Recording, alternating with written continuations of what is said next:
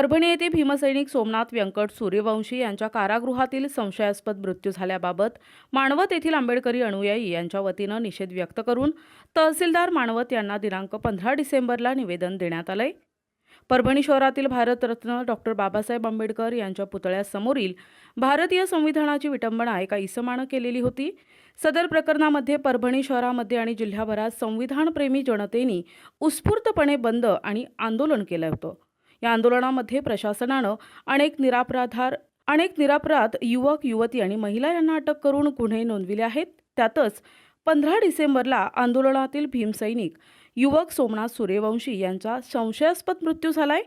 शहीद भीमसैनिक सोमनाथ सूर्यवंशी यांच्या खुनास कारणीभूत असलेल्या पोलीस अधिकारी यांना निलंबित करून या सर्वांवर सदोष मनुष्यवधाचा गुन्हा दाखल करण्यात यावा। भीमसैनिक सोमनाथ सूर्यवंशी लॉचा विद्यार्थी होता। परभणीमधील कुठल्याही हिंसक आंदोलनामध्ये त्याचा सहभाग नव्हता, तरीही जाणीवपूर्वक त्यांना आरोपी करून प्रशासनाकडून त्याची निर्घृण हत्या करण्यात आली आहे। आंदोलनामध्ये जे निरपराध युवक युवती महिला अटक करण्यात आले आहेत त्यांची निर्दोष मुक्तता करण्यात यावी आणि नंतर महाराष्ट्रामध्ये कोणत्याही महापुरुषांचा किंवा संविधानाचा अपमान किंवा विटंबना करणाऱ्या व्यक्तींवर देशद्रोहाचा गुन्हा दाखल करण्यात यावा।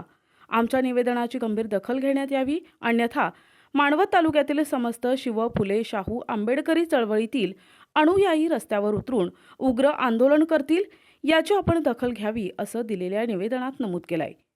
निवेदनावर शैलेश वडमारे, आनंद मामा भदरगे, सत्यशील धबडगे, छगन भदरगे, जनार्दन कीर्तने, संपत पंडित, विनोद रणदिवे, राहुल कुंभकर्ण, शेख वाजेद, यशपाल पंडित, चंद्रकांत मगर, रवी पंडित, दीपक ठेंगे, राजू खरात, नितीन गवळी, दशरथ शिंदे, बालाजी बिडवे, नागसेन भदरगे, महेंद्र ठेंगे आदी भीम अनुयायांची स्वाक्षरी आहे।